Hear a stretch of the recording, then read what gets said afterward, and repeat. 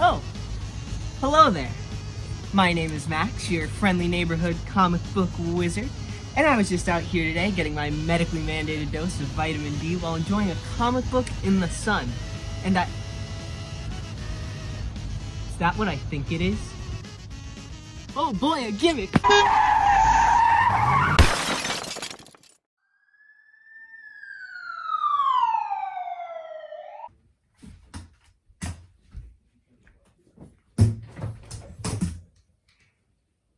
This is the 5th time this has happened to me this week, but the increase in my health insurance premiums was worth it. I've been staring at this for 5 hours and I don't plan on stopping. Lenticular comic book covers, otherwise known as 3D comic book covers, or as I like to call them, wallet eviscerators. They are a form of variant cover that lives in both fame and infamy among comic book readers. A variant cover, for those who don't know, is an alternative cover for a book. So the guts of the book and the reading experience are the same. The only difference is the actual cover.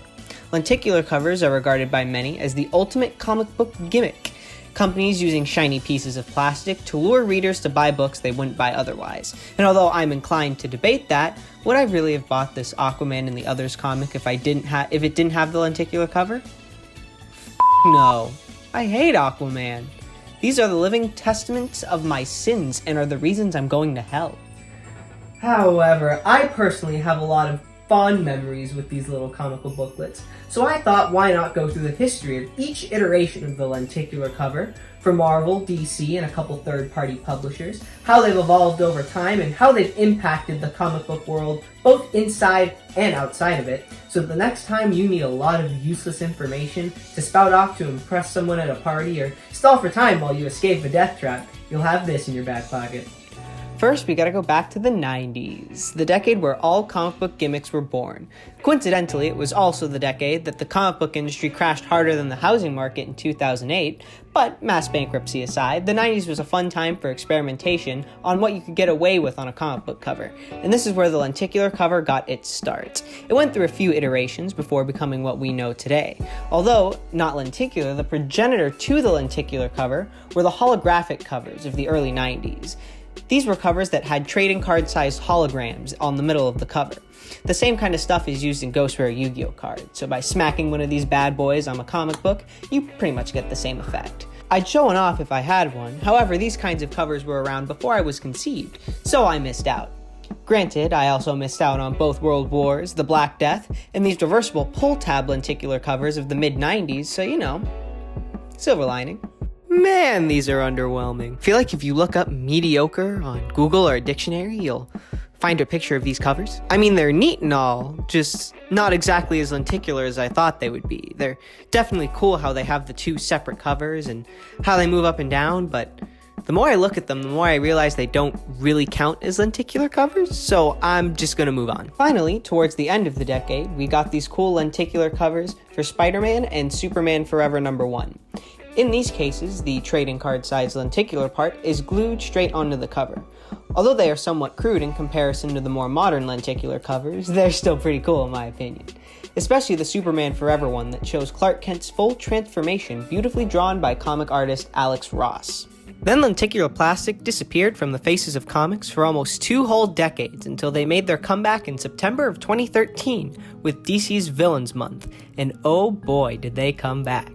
Honestly, I wouldn't even call it a comeback. I would call it more of a rebirth, not to be confused with DC's line-wide reboot in 2016.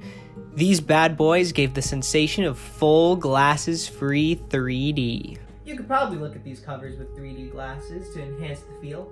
However, I am afraid that the villains will hop out of the cover and come into our world. The last thing my health insurance premiums need is Bane breaking my back. At launch, these books were available with the 3D covers for $3.99, or a standard 2D cover for $2.99 if you're one of those people that watches porn for the plot.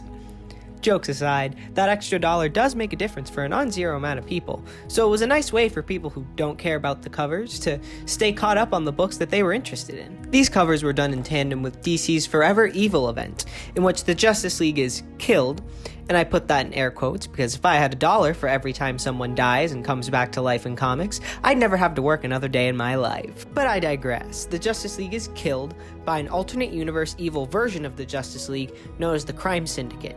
and the villains have taken over the world and their heroes' respective books with a plethora of villains-themed one-shots. So the gist of it is, the bad guys have won, so we get 3D comic book covers, which isn't the conclusion I would have arrived at, but I'm not complaining. I absolutely love these things. The way that the 3D and lenticular effect of the cover takes up the entire page that really makes the image pop on most of these. It's a really unique way for DC to proudly show off their rogues gallery and give them the love they deserve.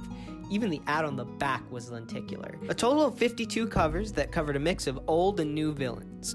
There's technically 53, as Forever Evil #1 got a lenticular cover, but each store only got one of those, and DC didn't count it in the marketing, so I won't either. This number of covers was done to promote DC's The New 52, as if we weren't at peak Gimmick already. Just about every recognizable character got a cover of their arch nemesis. We got books for Batman, the Justice League of America, Batman Detective Comics, Superman Action Comics, with even some lesser-known books in the mix, like Swamp Thing and Batman and Robin. Yeah, just because everyone got a book doesn't mean that there wasn't heavy favoritism in play. For whatever reason, DC really had a hard-on for Batman at the time, due to his 4 ongoing books, which I would have had a problem with. However, I suffer from being a massive Batman fanboy. Symptoms include being blinded to any oversaturation of Batman in the comic book industry due to my bias for the character, and I take any focus being put on another character that isn't Batman as a threat. It looked at me funny. Regardless, I'm going to quickly go over how many covers each of DC's Trinity got, that being Batman, Superman, and Wonder Woman, in order to compare them to some of the other characters DC has under their roster to see how it all stacks up. How the numbering worked for these books is that they were numbered as 0.1 to 0.4 of an issue, and just the villain's name #1. So for example, Joker #1 / Batman issue 23.1. I absolutely hate this for a plethora of reasons, but I'll cover that more later. A maximum number of covers a single book got was 4, one for each week of the month. Since I'm a theater arts major and math isn't my strong suit, I'm going to use my handy dandy calculator to chalk up how many books we're working with here. Alright, so Batman had a whopping 4 books going at the time, 5 if you count Batman Superman, which I am, even though Doomsday isn't a Batman villain. All of them had 4 covers, with Batman and Superman having 1, so 4 times 4 plus 1 is 17, which over 52 is that. Superman had 2 ongoing books at the time, with 4 covers each, plus the Batman Superman cover, so 4 plus 4 plus 1 is equal to 9. Over 52 is equal to that. And for Wonder Woman, it's sad that I don't even need the calculator for this one. Yeah, Wonder Woman got the same number of covers as Aquaman. Aquaman. I mean, I get that Wonder Woman doesn't have the most diverse rogues gallery compared to other heroes, but Aquaman only has 2 interesting villains in Black Manta and Ocean Master. Cheetah is a shoo-in, but who the hell cares about Firstborn? At least give Wonder Woman 4 covers. You can give her covers for both Ares and Dr. Poison, in addition to the other 2, and swap out some of the more questionable inclusions among other characters. Like, as cool as it looks, do we really need a cover for Shadow Thief? I had to read a full wiki article on this character, and I still don't know who she is. Small gripes about the villains on the covers aside, out of all the lenticular covers I'm going to discuss, these ones are by far my personal favorites, because I'm one of those level 7 mega virgins who likes to frame their comic books like art prints, and these ones are the best looking when framed. A couple of my personal favorites of the Villains Month covers are the ones they did for Killer Croc and Poison Ivy. As for Killer Croc, for whatever reason, the water-like effects on these kinds of covers are especially vibrant, really adding a depth of field to the sewage, making me really believe that Batman is drowning. As for the Poison Ivy one, she's just drawn incredibly, and the green background is really appealing and eye-popping to me. Jim Lee, an artist and chief creative officer at DC, mildly bragged about how DC bought about a month's worth of plastic production from a factory in China to produce the 3D covers, which led to an entire province somewhere in China going without plastic cups for an entire month. Now, should DC have deprived a province in China of plastic cups for a month for the sake of our entertainment and fancy paper? Well, there's definitely a debate to be had. I mean, when you think about it, hands are nature's cups, so these are pretty replaceable at the end of the day. Then at least these pieces of plastic won't end up in a landfill somewhere. So in some way, you could argue that the lenticular covers are better for the environment. That, and for the lenticular covers, I can hang them up nice and neatly on my wall. I don't think I can do that with a plastic cup. Well, I'll be damned. Moral and philosophical pondering aside, I'm assuming DC printed enough of these to satisfy consumer demand, everyone was able to get the covers they wanted upon release, and stores in DC made bank as we all lived happily ever after, right? So this is what reality looks like. Yeah, DC did not do a good job of gouging demand for these, and proved that they were the real villains of Villains Month. Due to the special printing process, these covers had to be made 3 months in advance, so way before stores were allowed to put in orders for them. As a result, DC realized shortly after that they did not print enough covers to satisfy demand, so they decided to allocate the books before they were shipped out. Stores got their orders cut 5 to 90% depending on the book, leading to shortages of these on the market. The cover orders that got reduced varied so wildly from store to store, which led to some stores not being able to fill their customers' pre-orders, much less have extras to put on the shelves for your casual comic collector. In order to fill the rest of the orders, DC supplemented stores with 2D covers. Although these extra 2D covers were returnable for free, it still put stores in a very bad position, basically having to pick which one of their customers got their orders and which ones got screwed out of their 3D covers. Granted, some stores went out of their way to trade to get 3D covers from other stores or even buy them at a marked up price on the secondary market to keep all their customers happy. But unfortunately, not all stores had that luxury. Some stores, like the Heroes of London, had to get creative, and they made exclusive googly-eyed villain covers as a replacement. Since there are no pictures of these online due to how rare they are, I made a knockoff using googly eyes in my garage, and I gotta say, this is art. Granted, if I were one of these stores, I'd settle all of this in a way that would truly be fair. You will fight to the death in order to acquire these books. You may commence. Yes.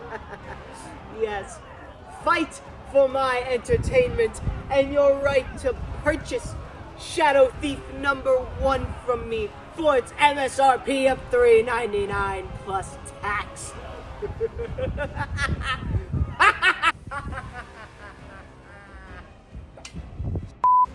Ooh. Well, there goes my health insurance premiums.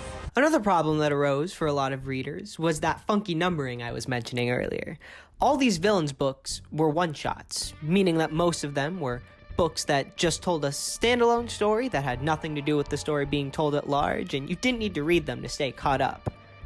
You see, I say most.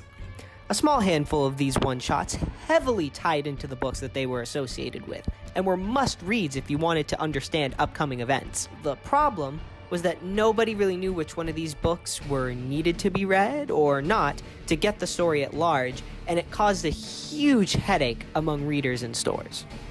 Also, being a casual collector at the ripe age of 12, I didn't even know these things existed until halfway through the month when an employee at my local comic book shop held an extra copy of the Riddler lenticular cover for me aside, since I was a regular customer, all the while introducing me to their existence, and I bought it on the spot. So this is how addiction starts. These were the must-have items if you were collecting DC Comics in September of 2013. At my local comic book store, they sold out within minutes of the store opening up at 10 a.m. on Wednesdays. However, I had a little legal obligation called middle school at that time. I'm gonna be honest, if it weren't for the fact that I have the most incredible Mima in the world who picked these up for me and had me pay her back later, there was no way in hell I would have been able to get my tiny, grubby little 12-year-old hands on these things. Granted, there was a very small second print run later for some of these covers, but it didn't really help much in terms of availability. And as much of a commodity as these covers were, there were certainly ones that were rarer than others and therefore demanded a higher price tag, with the most sought after at the time being Batman the Dark Knight issue 23.4, otherwise known as Joker's Daughter #1, who isn't actually Joker's daughter, but that's a false advertising lawsuit for another day. This particular cover had everything going for it. It was the Batman lenticular cover with the lowest overall print run. There was a lot of buzz around Joker's daughter as a character, and these 3D covers were already hard to come by. This perfect storm of maximum demand and minimum supply led to it going for around $110 to $133 on the secondary market. I can only imagine how much it's appreciated over the past 7 years. So this is why the comic book industry crashed in the 90s. Although $18 is nothing to scoff at, it pales in comparison to what it used to be worth. And this is the same for a lot of the other Villains Month's covers as well. At release, most of these covers retailed for around $12 to $30 on the secondary market, which is around 3 to 7 times more than its initial retail price. However, if you look on eBay today, the magic number I've managed to find for most of these covers is around $7 shipped to your door. Or, if you want to get it graded with a nice little bit of extra plastic and an investment, so to speak, that'll run you about $60 to $80. Even though they were hard to get at the time, when you look at the final sales numbers for these, you see that there was about 30,000 to 100,000 of each of these covers printed into existence, which, in comparison to the population of the world, is nothing. But 30,000 is more than enough to give a copy to every single student at a large university, and then you realize it isn't as special anymore. The issue is that there aren't a ton of die-hard comic book collectors in the world that would be looking for these, at least not over a couple 100,000, let alone a couple million, and the ones that are looking for these already have them, whether they got them at release or shortly after on the secondary market. This means that if you've ever wanted these or just found out about them now and want to pick one up, now is the time. I mean, I don't envision a timeline where these get any cheaper unless DC announces a surprise reprint 7 years after the fact, or the world ends and the concept of money deteriorates. Once it was all said and done, you'd think that after all the readers DC pissed off and bridges they burned with retailers, they'd cut ties with this kind of cover and call it a day. You heard the part where I said DC made a lot of money off of these, right? Of course they made more! Exactly 1 year later, in September of 2014, DC dove into the pool of lenticular 3D covers again, except this time, we returned to the format of the lenticular covers of old, where the actual lenticular part of the cover is smaller, but instead of a singular 3D image, it focuses on flashing back and forth between two lenticular images, depending on the angle you hold the cover at. This makes sense considering the event they were being used for, Future's End. Future's End is an event that takes place 35 to 40 years in the future of DC, and the plot consists of Batman Beyond and a couple other characters going back in time to prevent the apocalypse from happening. These one-shot books were mainly meant to focus on how individual characters were faring in this apocalyptic future. So the lenticular covers this time around flash back and forth between the present and the apocalyptic future Batman Beyond is fighting to prevent. Or they show one fluid event, like on the Batman-Superman cover where Superman is smashing Batman with the Batmobile. Stop! Stop! He's already dead! I appreciate the use of the lenticular technology, so to speak. Even though I prefer the Villains Month ones more, I definitely feel that these covers make more sense than the Villains Month ones. They really give a purpose to the reason why they decided to go for the two changing images this time around. Granted, they aren't perfect. In an ideal world, the cover would seamlessly transition between the two images without any blurriness or bleed over of the other image. The problem is that we are not in an ideal world, so regardless of the cover, there's always going to be a bit of bleed over unless you hold the cover at a perfect angle.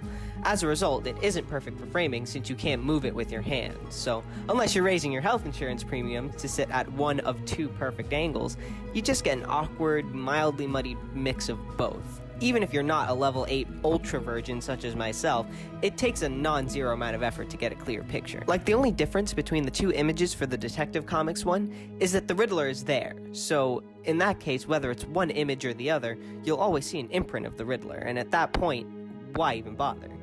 It's the same to a lesser extent with the Green Arrow cover, as you always kind of see the outline of him, whether the grave is filled or not. Granted, this is more of a problem with the Marvel Legacy covers later, and it's more of a minor nitpick here, so I'll go into the science of lenticulation when I discuss those later. But overall, the quality of these are pretty good, considering that these were the first time these kinds of lenticular book types have been used in years, and provided a solid building block for what was to come.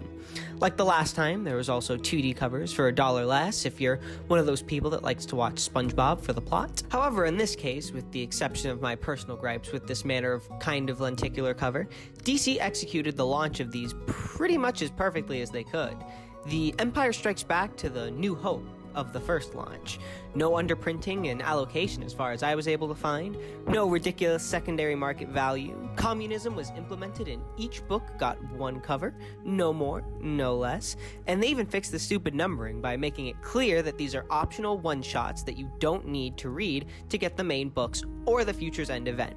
And as a 13-year-old comic book collector at the time, it was pretty easy for me to pre-order these at my local comic book store and pick up the ones I wanted after my day at school ended. No Mimo required. The Batman cover is obviously my favorite. However, to show that I at least have a shred of integrity, my non-Batman pick would have to be the cover for Green Lantern Corps. covers. It has a really clean but dynamic shift that really shows off the difference between the present and the future, with barely any bleed over. The sharp contrast of the indigo purple and green is also very eye-catching, because those are my two favorite colors. Also, if you're looking to get your hands on these, the magic number I managed to find on eBay for them is around $5 shipped to your door, which in my personal opinion is an incredible value if you're looking for these, considering that they retailed for $4 and came out 6 years ago. Similar to the Villains Month covers, these future end covers were very successful for DC, topping the sales charts again and making DC a lot of money. So you'd expect for DC to do more of these kinds of covers the next year, considering how they managed to fix everything they got wrong with the previous year, right? Lenticular covers pretty much disappeared off the face of the earth for the next 3 years, until DC brought them back again for a 4-issue crossover event between Batman and the Flash called The Button. But Max, I hear you ask, what about Marvel? And I know I've been talking a lot about DC, but don't worry, Marvel fanboys and fangirls, you'll be disappointed soon enough. DC did this again with a batch of 5 covers for the Superman Action Comics story arc The Oz Effect in mid-2018, and the first issue of the story arc Doomsday Clock in late 2018. All of these stories ended up being pretty important to DC's continuity. In this regard, I understand why DC waited so long to do these again, and why they only did so few of them. If they kept doing line-wide events involving lenticular covers year after year, they probably would have lost their oomph. Doing something like this in small batches to highlight crucial story arcs to the overall continuity is the best way to do it, in my opinion. Nothing screams, read me, I'm important, like giving something a lenticular cover. I haven't even gotten started on how much of an upgrade these covers are compared to the Future's End ones. Full cover lenticulation between 2 distinct images. Move over, flying cars and fully sentient AI. This is what peak human ingenuity looks like. The lenticular cover for Batman issue 22 is my personal favorite of the 2-image lenticular covers, not just because it's Batman, but because of how cleanly it switches between the 2 images. One man rising solemnly from a tragedy to become a grizzled hero, and another a psychotic killer from the future who traumatized a child by murdering their mother in cold blood. It helps that both images are beautifully drawn by Jason Fabok as well.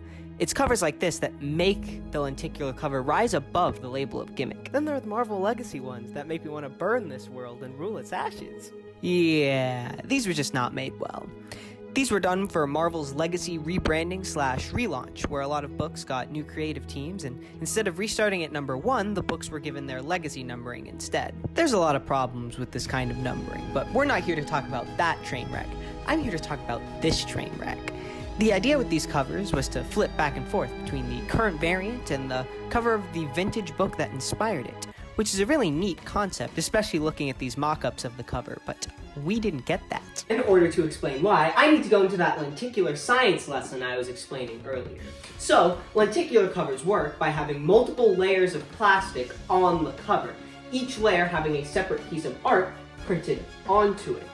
The goal is that each layer is thick enough in order for one layer to cover up the other without minimal bleed over. So, in order to accomplish that, you need thick plastic like this. And I'm not talking about just 1 C, or even 2, or even 3 C's. You need all the C's for it to work. However, the problem with the Marvel covers is that the plastic is as thin as my baby human!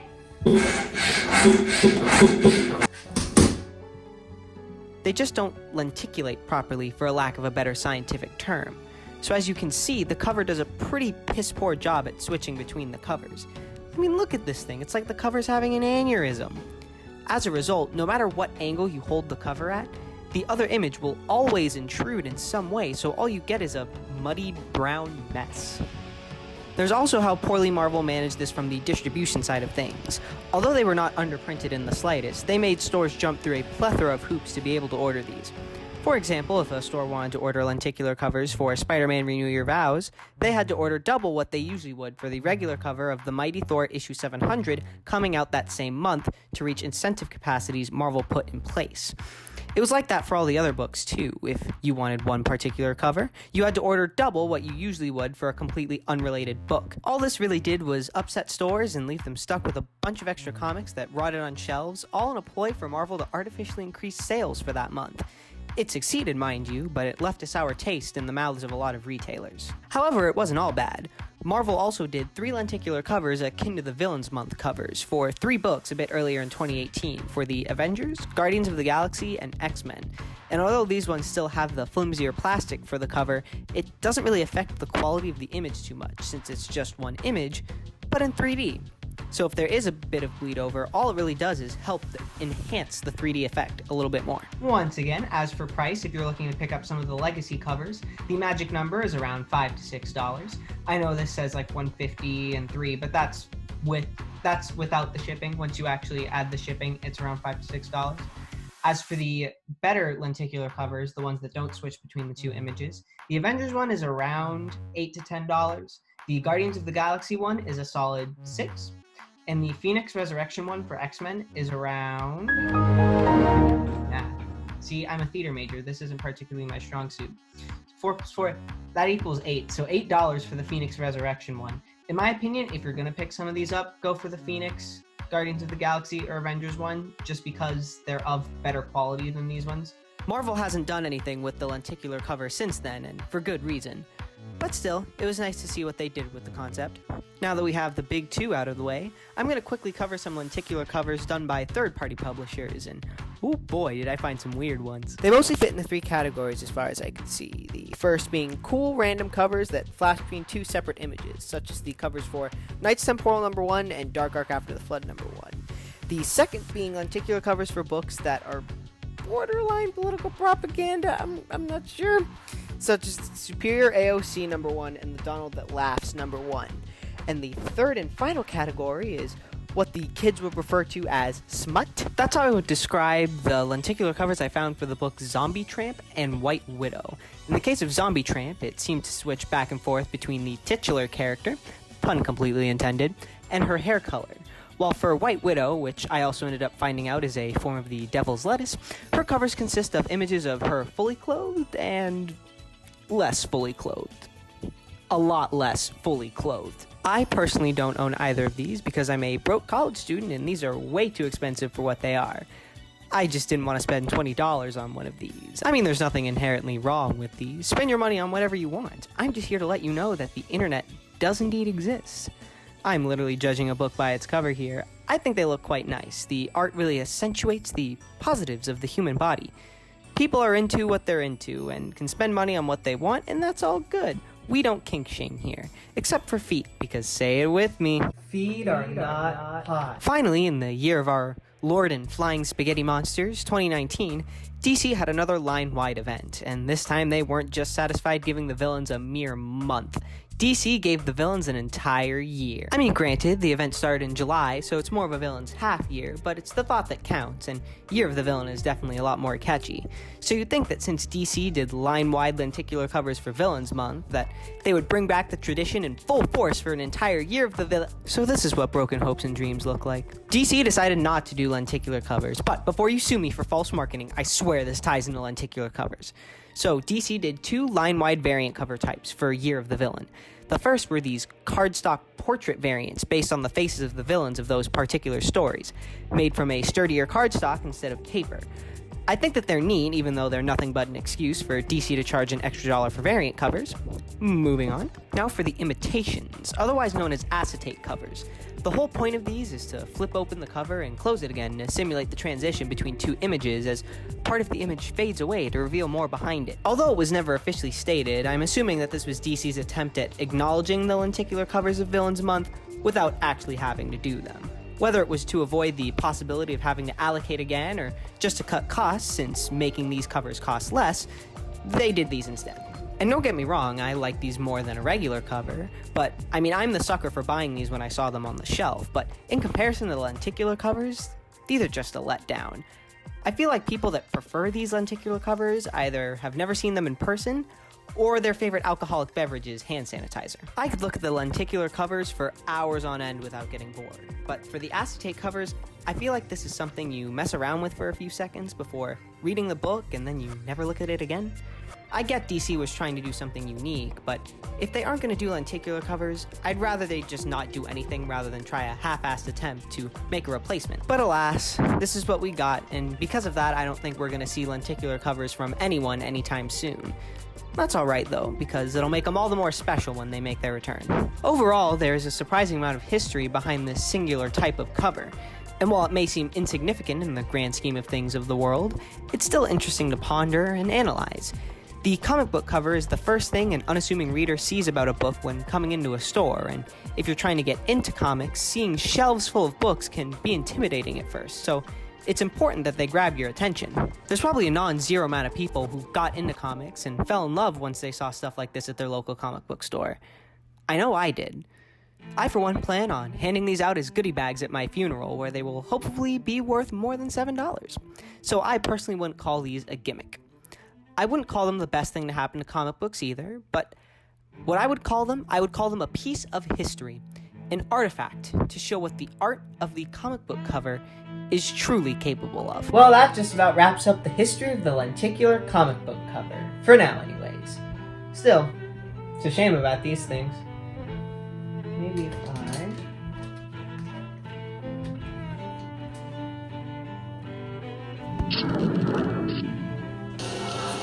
Yes, I was wondering what would break first. I'm in danger. Well, in order to numb the pain of the impending breakage of my back and skyrocketing of my health insurance premiums with a nice alcoholic beverage. So let's see what I got here. And well, you know what they say. Beggars can't be choosers.